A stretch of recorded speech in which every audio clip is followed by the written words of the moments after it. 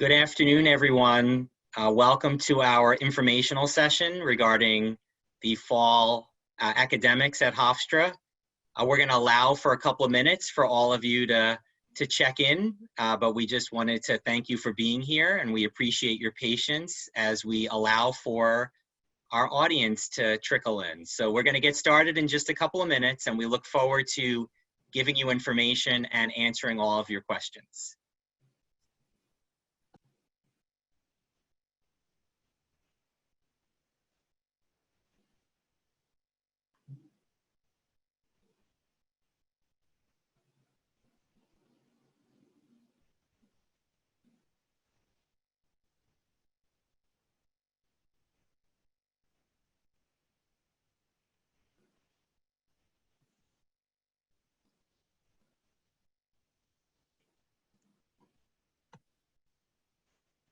Hi, everyone. This is Mark Oppenheim, Dean for the Center for University Advising. Just wanted to thank you for being here for our informational session.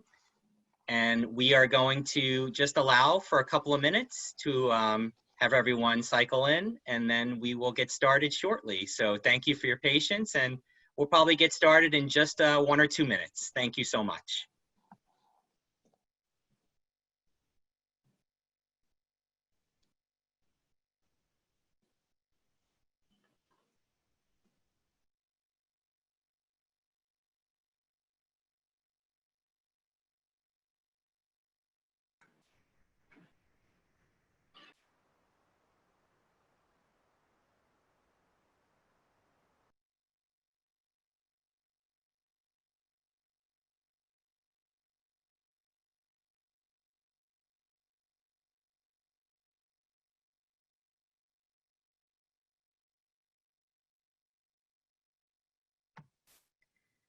Hi, everyone.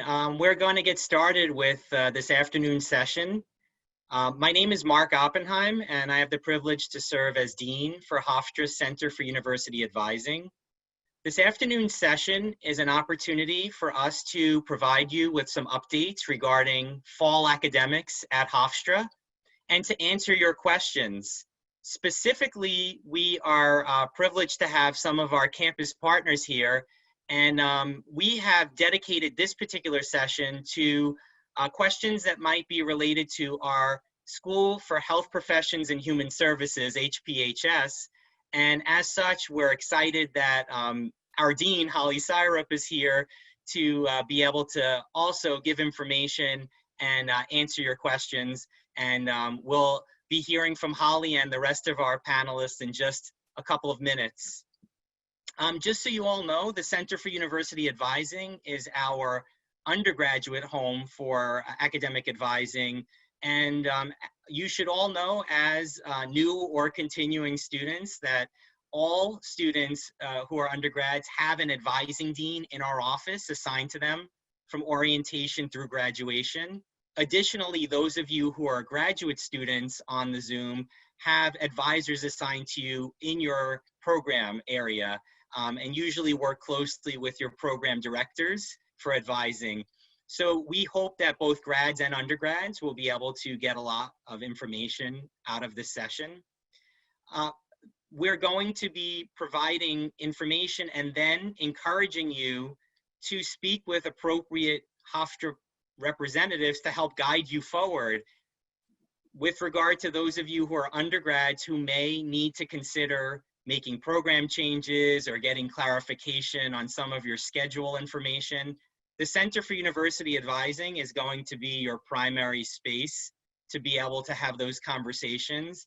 And I'll be reminding you all in just a couple of minutes about how to access us moving forward.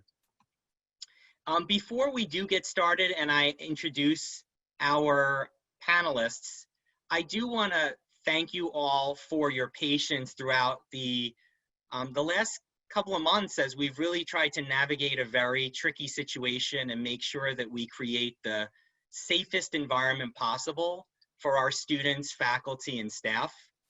A great deal of work has gone into making sure that the campus is safe for everyone's return. And while we know that there's a lot of apprehension and anxiousness, We are doing absolutely everything we can at Hofstra to make the environment safe for this fall. A small group of vice presidents and deans, led by our provost, our student life staff, our president's office, facilities and operations, and our clinical health staff have been overseeing our Safe Start planning.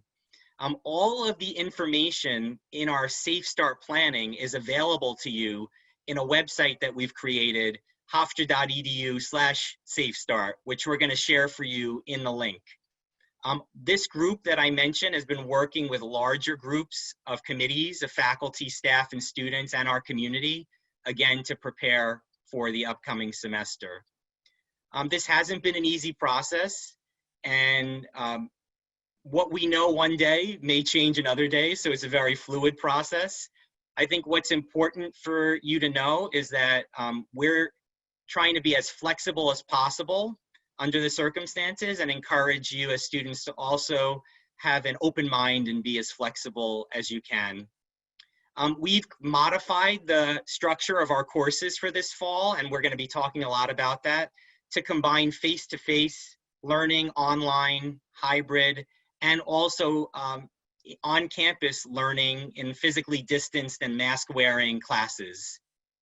If you're coming to campus, please remember you must wear a mask indoors and comply with the public health guidelines. But you also will have the opportunity to access some courses remotely, and that is something we'll also provide you with information on in just a few minutes as well. We are prepared should there be any cases on campus, and we have the ability to respond professionally and with the best public health protocols. And the university's gone above and beyond what the CDC and state requests in terms of testing and tracing. We are working very closely with Nassau County Department of Health, and we do have campus housing for quarantine and isolation, and are working with Northwell Health on our testing through our student health center, as well as surveillance testing. So I do want to say, while this is an academic forum and we want to encourage that your questions are academic in nature, you will be able to find every bit of information you need about the campus response to COVID-19 on our Safe Start website. So I'm actually going to paste that link into the chat section so you all have easy access to that. So that's in your chat now, so you can take a look. And I want to take a moment now to introduce Dr. Holly Syrup, the Dean for our School of Health Professions and Human Services, to just share a little update on how the school has been preparing. And we're going to look forward to answering specific questions shortly. Dr. Syrup, it is so good to have you here. Great, and thank you. Thank you for having me. And welcome everyone. We are so looking forward to having you join us in just a couple weeks at this point for the beginning of the fall semester. We have been planning over the summer for your arrival. You've heard about some of the things that are happening around campus.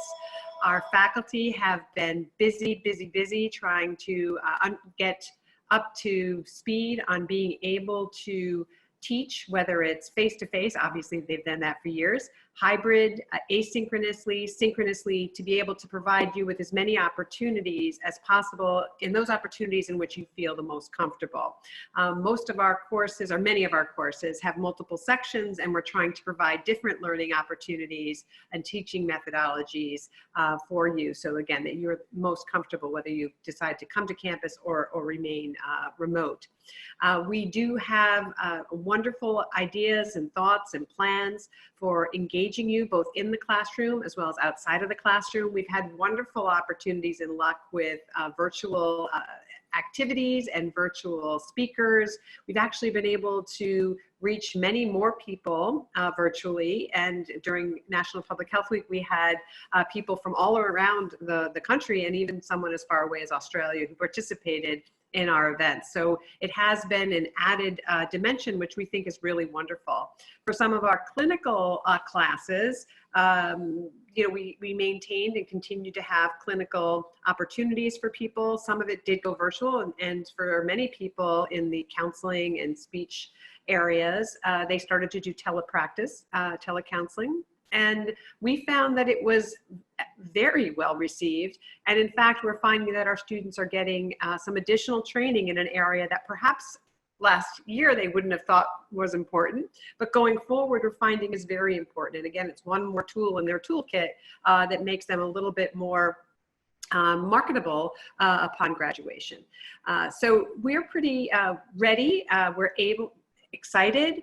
I do want to mention one thing about the School of Health Professions and Human Services. One of our departments is public health, and our public health faculty have been very involved and have included students in planning some of the educational components that you're going to see. Some of the different posters and videos are really coming evidence-based, based on what we know, and are able to be shared with our community. And it is sort of a beginning from our public health faculty and students. We also are really focusing in on the idea that this is all about us. It's about Hofstra, it's about the community. And the way that we're going to be able to get through all of this is by each looking out for each other. And that is one of the public health messages. One way we are doing that is we've started a program called the Hofstra Health Ambassadors. It's going to be a group of peer student people who will be around campus, who will just be reminding people to wear masks. You're going to hear that masks are a requirement. And so if somebody doesn't have a mask, they'll have extra masks. They'll be available to answer questions. And I will just say that we are looking for people who are interested in taking this on as not only a service opportunity, but it is a paid position as well. And if you're interested in that, just email, I'll volunteer Mark, and he'll be able to get us the information, so we'll be able to get you in touch with the faculty member who's coordinating that. And finally, I just wanted to say again, I'm going to stay on and answer any questions that you have specifically about any of your classes. But again, we are very, very happy that you're joining us. We're looking forward to it, and I hope that soon I'll be able to welcome you closer than just in front of the building that we're in. Thank you very much, Dean Syrup. And I actually had a PowerPoint that I was going to use for this session, but it is right now neatly tucked away in my computer at home, which doesn't have power since we had power outages here. So I am going to share some slides about modes of delivery, but there is a lot of great information that is on the HPHS website that I encourage you all to visit to get the latest updates. I want to take a moment now to introduce Branka Kristic, who's our Director of Parent and Family in the Division of Student Affairs. Branka, like the rest of us panelists, will be answering your questions, and just want to give Branka a moment to say hello and let you know how her office might be able to help. Good afternoon or good morning, wherever you are. Thank you very much for joining us. I'm here for parent and family members who are with us and for your questions at any time. Please remember this email address. I will respond as soon as I can, parents@hofstra.edu. If you have any questions, logistics, moving in, how to get COVID test, where protocols, I will guide you through the Safe Start Hofstra page. A lot of information is out on that great page. And again, I'm here for you at any time. Thank you very much, Branka. And I also want to introduce Dr. Diane Herbert, who's the Dean for our Center for Academic Excellence, which you'll hear not only provides students with success advising, but is home to the university's largest tutorial program. Diane, it's great to have you. Thank you so much for having me, Mark. I appreciate it. Nice to know that I'm here with some undergraduate students, some graduate students. Just want to make you aware the Center for Academic Excellence is a support resource for undergraduate students. Like Mark mentioned, we have success advisors here in the department to help support students, as well as a peer tutoring program. So a few things that's important for you to keep in mind. You may have worked with us in the past to discuss time management strategies or organization, study strategies. We, in this past spring semester, adapted our workshops to make sure we were addressing how to help student learners in an online environment. And we have again adapted our work to make sure we can help balance students' needs as you have a combination of classes. You may have some in-person classes, some hybrid classes, some online classes, and each of those classes are going to tap into different skill sets, and you might be faced with, likely to be faced with an experience you haven't had before. So we're here to help you with that, whether it's through our workshop series or whether it's a one-on-one appointment. We would love to work with you to discuss any types of tweaks and changes that you can make from past experiences to make this experience, easier for you. So just like you would make any other appointment and connect with our offices, you will be able to do so through Connect with our office as well for some of those services. And then the tutoring services that we've always had will continue. They will be virtual.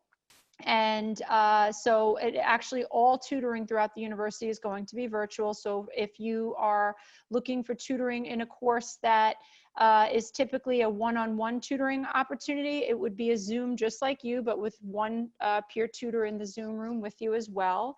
And then if you're utilizing our drop-in group tutoring hours, which is the model we use for our chemistry, biology, astronomy, physics, computer science classes, you would enter a Zoom room like this during the hours that we have listed, and you will go into breakout rooms according to the topic that you will be looking to get support in. So some of our tutors will be on campus, living on campus, and some of our tutors will be in other states and working with you. So we're going to have a nice diversity of experiences that way.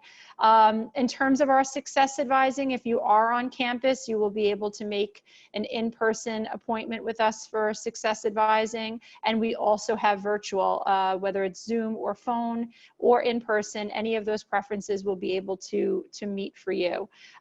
So I think the biggest take-home message I just want to say is that if you are in any way concerned about how you will juggle your student skills between in-person, hybrid, and online classes, we're here to support you with that.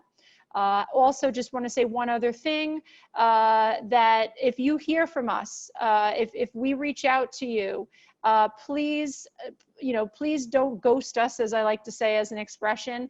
If a faculty member has a conversation with you and mentions that, either they're concerned about attendance or performance or missing work or anything like that, they may reinforce that concern with our office. And if we reach out to you, it's not, to say you're in trouble or anything like that. It's really just to help students connect with resources so that you can get on top of your work as quickly as possible within the short 15-week semester that, we know how fast that can go. So everything is in the spirit of collaboration. If you hear from any of our offices, which, by the way, you should also make sure you're connecting very regularly with your Hofstra email, just know everything is with the intention to help you, get connected with resources as quickly as possible if needed, so that you can be as successful as possible.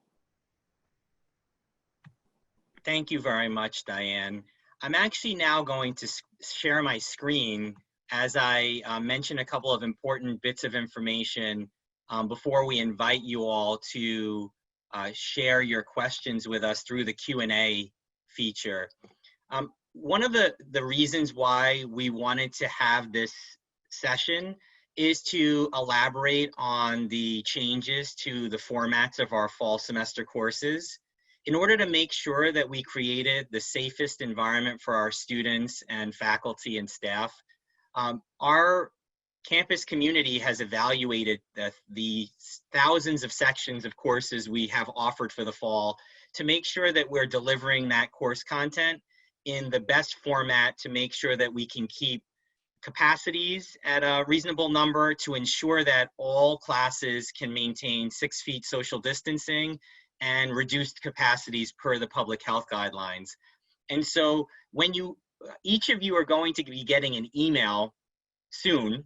I think it's most likely by the start of next week, you'll all get an email that includes a copy of your fall semester schedule, and it will make sure that it points you to the different modes of delivery for Hofstra this fall, because there have been some changes to your schedules, especially those of you who are continuing students who may have registered months ago.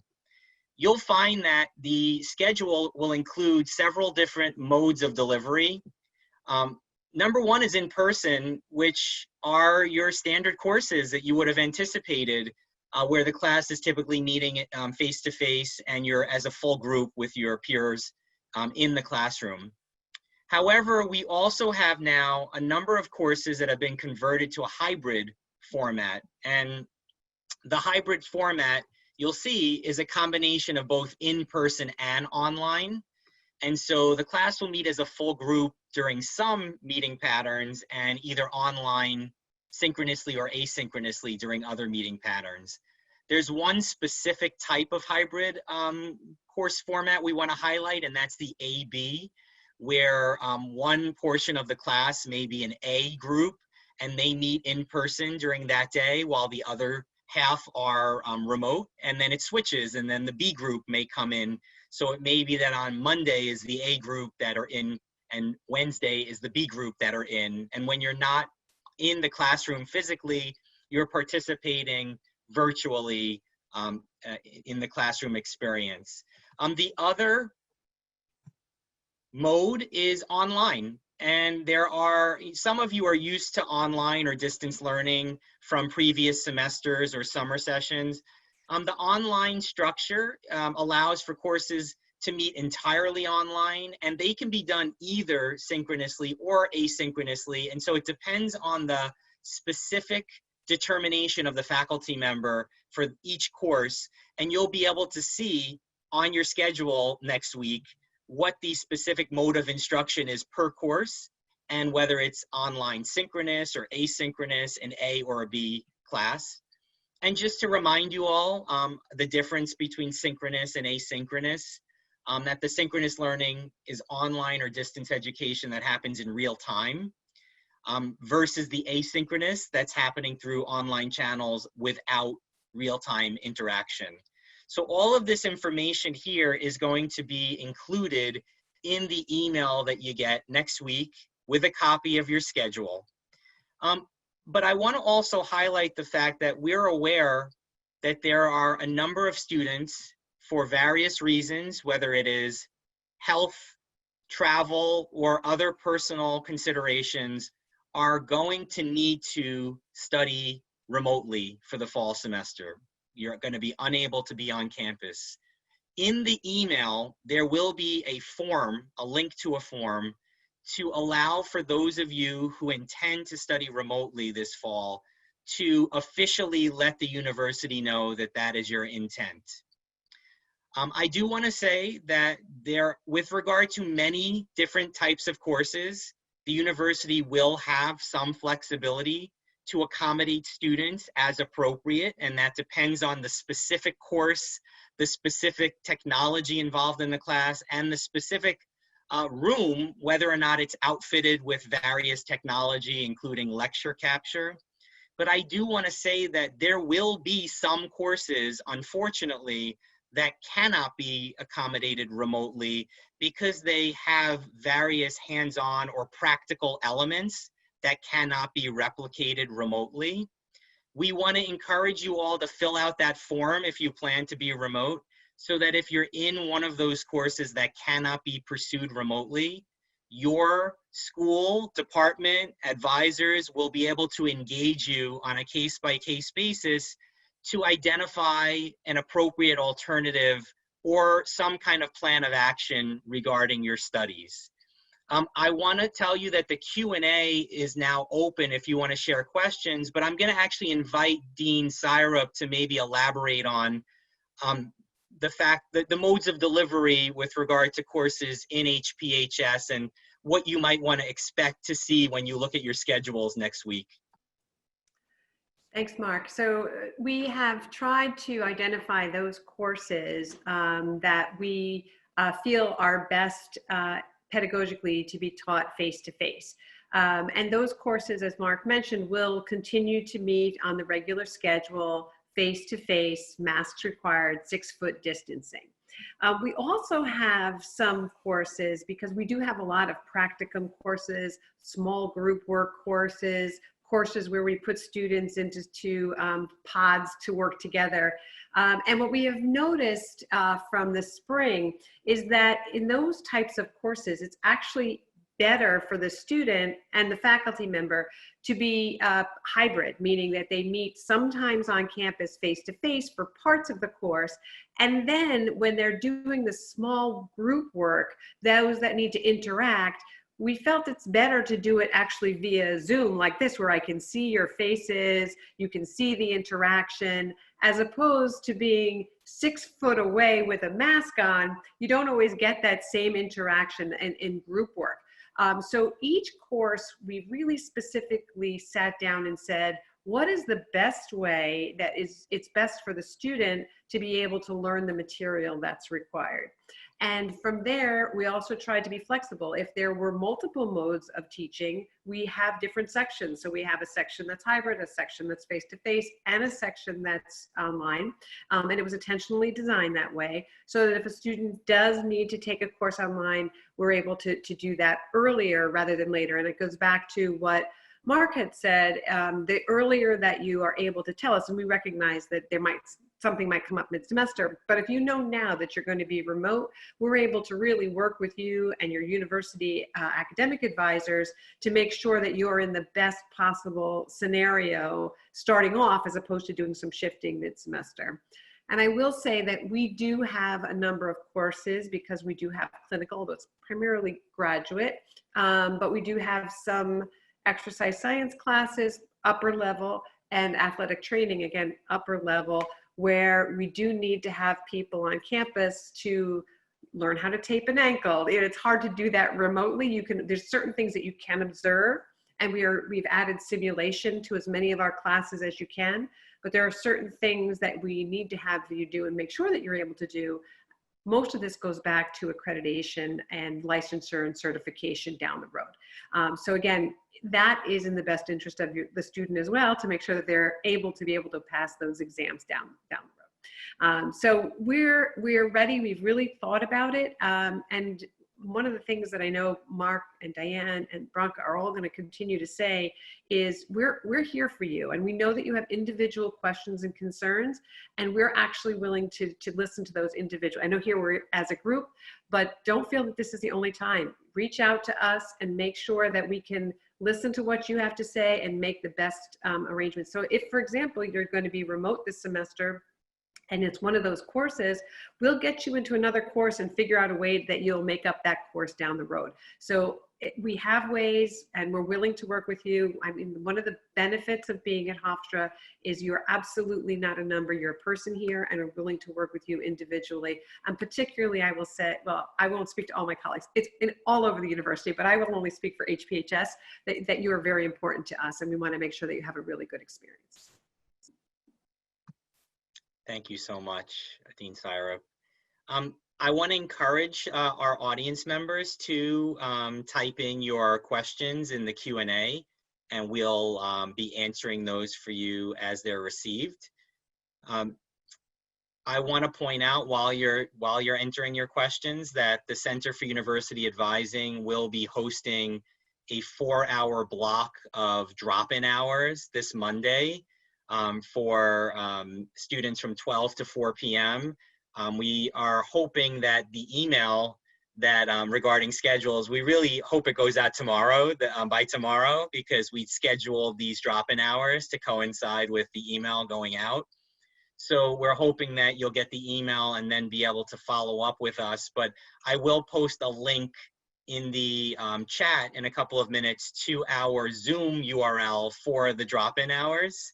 And this is for undergraduate students, as we would encourage graduate students to work with their program coordinator or graduate department for their scheduling needs. But for the undergraduate population, you're going to click onto the Zoom link and be able to join a lobby, and we will then connect you in a breakout room with one of our advising deans. So we've got our first question coming in. If we have an in-person class and then a virtual class right after, where can we go on campus to log on to that class?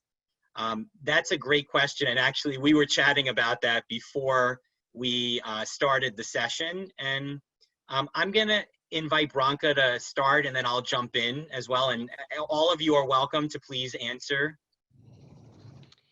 Our facilities and operations people are already working on all our common areas to mark for the physical distancing, to make sure that all the common spaces are safe and according to the CDC, even above CDC protocols.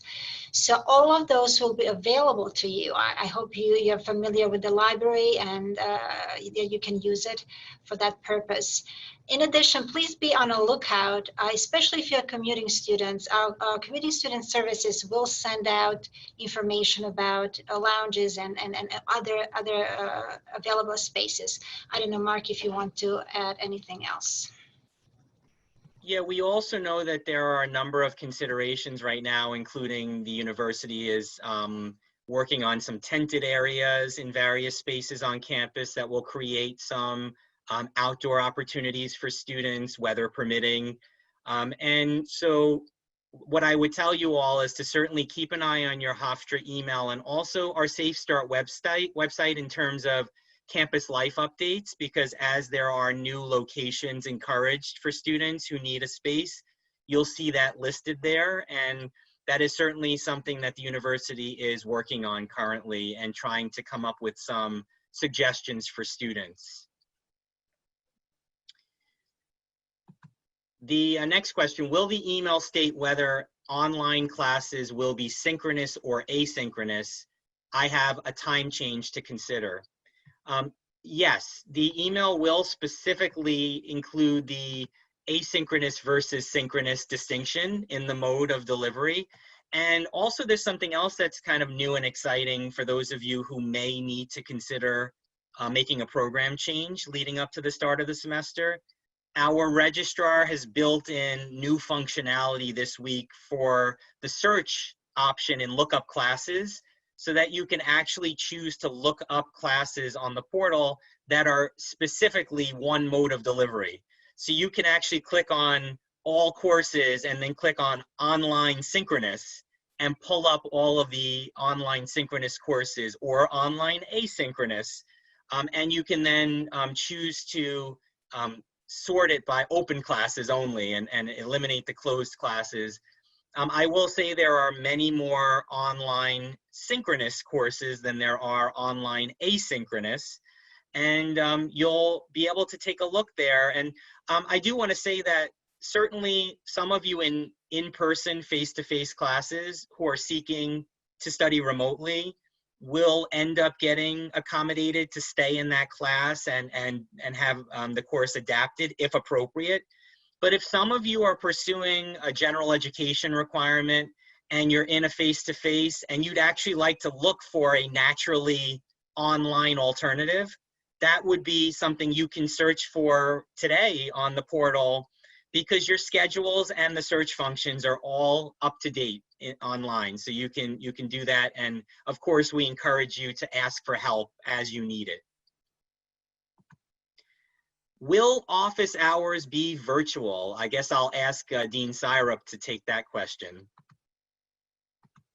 Yes, we have, it's primarily due to the 6-foot distancing rule. So many of our faculty offices are individual, which is what is wonderful, but they really don't have, by the time you put in your desk and a chair, they really don't have 6-foot distancing. So we are recommending that they have all of their office hours virtual via Zoom, and you'll be able to make appointments with them through the department secretary as well, or they'll have it on their syllabus how best to make appointments. The other option sometimes is, if they don't have another class, is that they're able to stay or be available right after class. Again, maintaining that 6-foot distancing. They might go to a tent, they might move to someplace outside. I would also say that this is going to be, it's going to sound a little silly, but my recommendation would also be that if you're coming to campus this year, something different that we don't usually suggest that you bring is perhaps bring something that either a folding chair for outside or a blanket, because I think there will be chairs under the tents, but if you just want a place and you want to be able to open it up, our campus is beautiful, and there's going to be Wi-Fi all over the place. It just gives you a chance to be a little bit more comfortable. And I have heard some faculty saying that they typically in good weather like to teach outside, and they're thinking about moving some of their initial classes when it's still beautiful in late August and September outside to allow for more collaboration and feeling connected, but still being 6 foot apart safely with masks.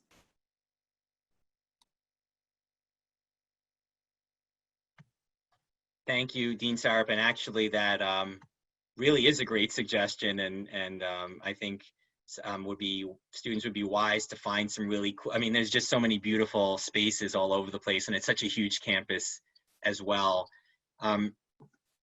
We have a question about testing. Now, that's not our area of expertise here, but we'll take a look and see if we can answer that. Otherwise, we might need to refer you to the Safe Start website. But our audience member says, I just want to confirm, if I am a commuter student, I will have to schedule a COVID-19 test appointment according to the Safe Start website, or can I get tested in an urgent care center? I was under the impression that you certainly could get tested in an urgent care center and send that in because they are looking to have you post a negative test. But you also, as a commuter student, you can be tested through the Student Health Center. And remember that there's not only going to be testing, but there's going to be surveillance testing, which is that random testing based upon different groups. So you may actually be asked to come in for a test, and they're doing the nasal swab test, and they're doing 2 different types. So the routine ones will be not the deep nasal swab, but it'll be more the more comfortable one, as long as you haven't been coming from a hotspot area or haven't traveled to a hotspot area. And the other thing too is they're going to be asking everyone when they come to campus to be filling out a health questionnaire, and you'll be doing that probably in the morning before you come, and all of us will be doing that as well. So they're going to keep a real close eye on what's happening on our campus. The director of the health center is going to have a dashboard, and based upon that and working with Northwell, they'll make decisions on how many students need to be randomly tested throughout the time to make sure that everyone remains safe. I would just like to add, Mark, because I'm getting those questions from both students and families. There are 2 tests, and on the Safe Start page, you will see under COVID protocols about the pre-test and the test once you're on campus. So the pre-test you'll have to arrange by yourself, not on campus, but the test when you come to campus, you can arrange to have it in Student Health and Counseling Center. But just please go click on Health and Wellness link at the Safe Start page. And one of our audience members is saying that they called the health office, student health office today, and we're told they could not get tested on campus. So maybe that was for the pre-test? Correct, yes. The pre-test is not able, they're not able to do this on campus, but once once you're here, then you can make an appointment. And all resident students must be tested before even they move in. Thank you, Branka. Do we have additional questions that we can answer for you all?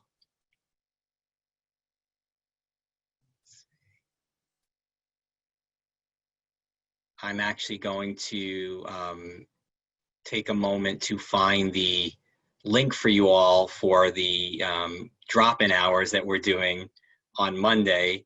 So we'll share that with you. But again, if you want to take a moment just to think about some more questions that we can answer for you regarding the upcoming semester.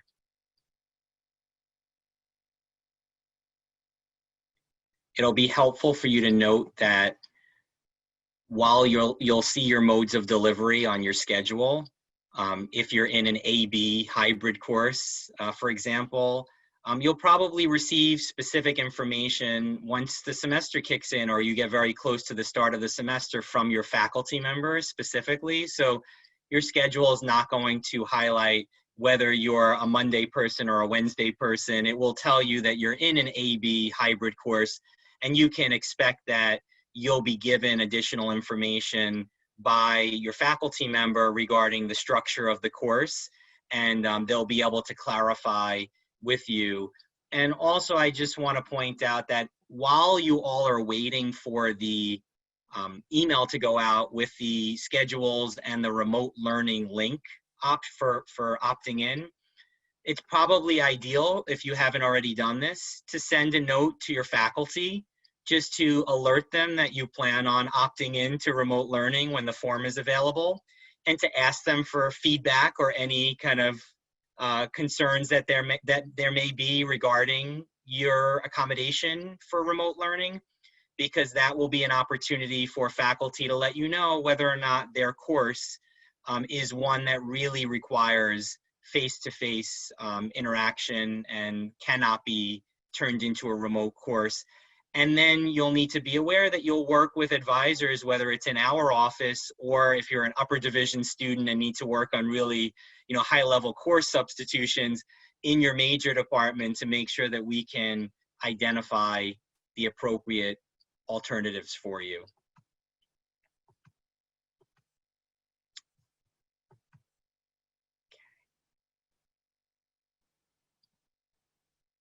I also realize that I cannot pull up the link to the drop-in hours while I'm in another event. I was going to go to the meeting schedule space. So just know that the link will be included in the email that we'll be sending out to you.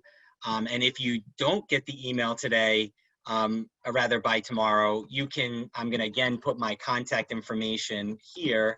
You can just send me a note and say, hey, Mark, what is the Zoom URL for the drop-in hours on Monday from 12 to 4?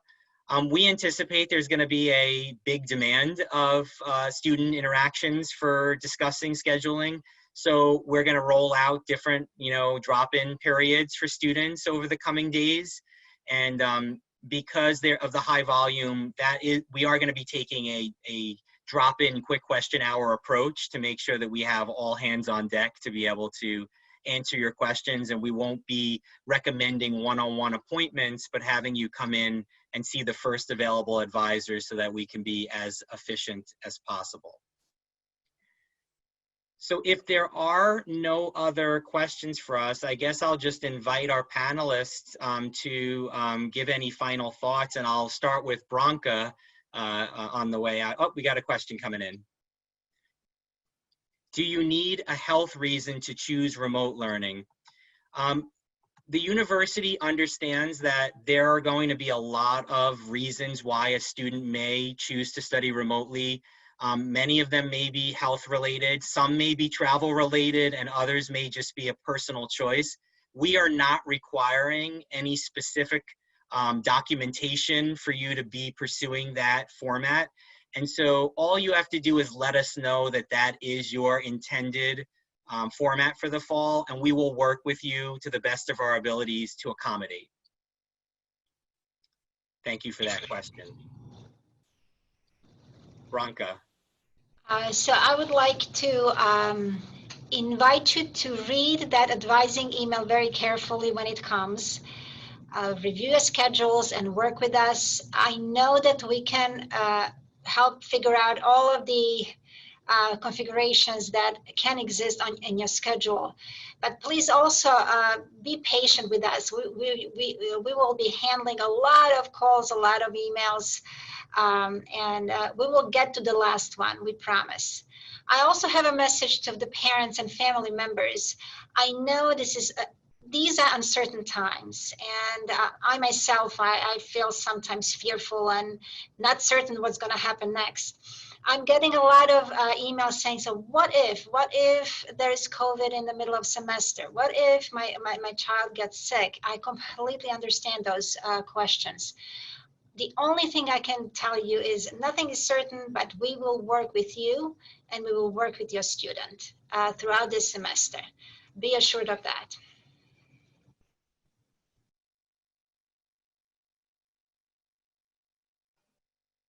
Thank you very much, Branka. Sometimes I go on mute and I have trouble finding the unmute button quick enough, so sorry about that. Diane, if you wouldn't mind. Sure. I don't think I could say anything better than what Branka just said, but just underscoring Branka's thoughts. Looking forward to seeing you this semester. Also, some of your very specific questions about the courses could and should be directed to faculty themselves in terms of how their particular hybrid course is going to be run. Any particular considerations that that you'd like to know about the course, they would be the best person to answer those questions. And and be patient with yourselves. Besides being patient with us, be patient with yourselves as you navigate this new experience this semester. We're really proud of you for your persistence, and we're just really excited to work with you. And every department that I look at, every colleague, when I see what they're doing to prepare to make this the best experience for our students returning, it makes me very, very proud. So just really excited to see you guys, and looking forward to working with you. Thank you so much, Diane. And actually, I figured it out while you were answering, and I've just posted in the chat the URL information and Zoom invitation for our 12 to 4 p.m. drop-in hours, virtual drop-in hours on Monday.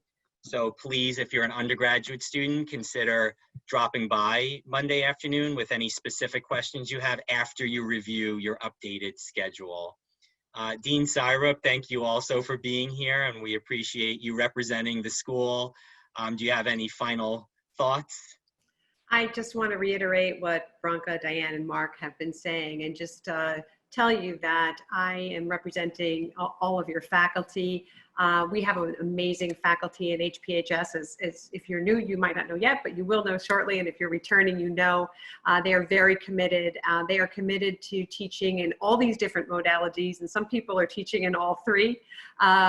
We are committed to making sure that you have great out-of-classroom experiences, whether it's face-to-face 6 feet apart or via Zoom. We're going to try and make this will be a memorable semester. We're going to try and make this as positive and as engaging as we possibly can, because we understand that this is a big decision.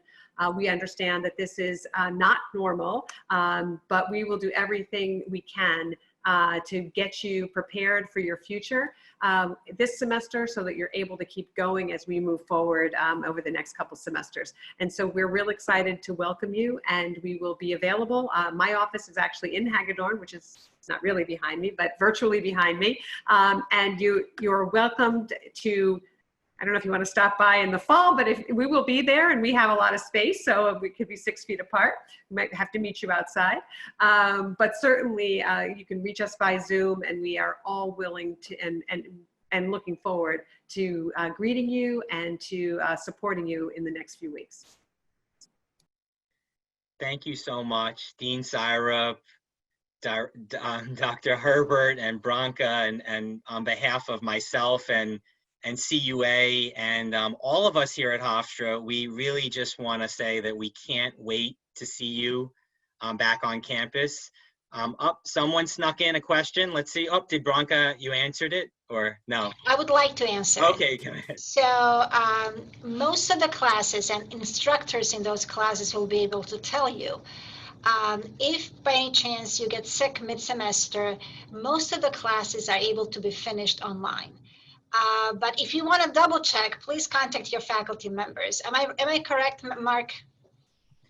Yes. If you need to quarantine for 14 days, or if you contract the virus and are out, certainly we will be able to have you work with your faculty. Again, it depends on the courses specifically, but for short-term and finite periods of time, it will certainly be easier for us to navigate certain courses. If it is one of those face-to-face only, but you need to be out for a couple of weeks, then we will tackle that to the best of our ability and be as accommodating as we can. So the key is just being as communicative with us as possible and knowing that we are prepared that if students need to step away for a couple of weeks, that we're able to accommodate them to the best of our ability. So for additional questions that come up, please be mindful that you can reach me. My email address, mark.e.oppenheim@hofstra.edu, is in the chat section. Send me any questions and I can check in with Bronca, Diane, and Holly on anything that you ask and hopefully answer it myself. And just know that, again, as I was saying, we are really excited to welcome you all back to campus, whether it's in person or virtually. And we're excited for a great semester here at Hofstra. Thank you all very much. We'll see you soon.